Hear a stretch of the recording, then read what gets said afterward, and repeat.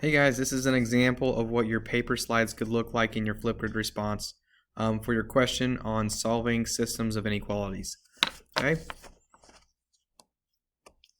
Alright, so here's my question. My question is y greater than or equal to -1, y greater than 3x plus 2. I'm trying to solve that system.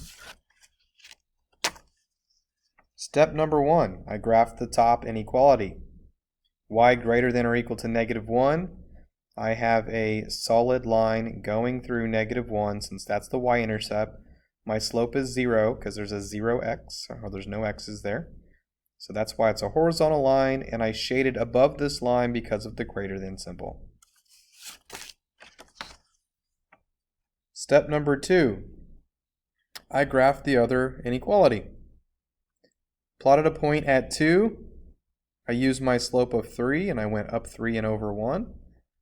I made this line dotted since it does not include the line itself, since it's just a greater than, and I shaded above this line.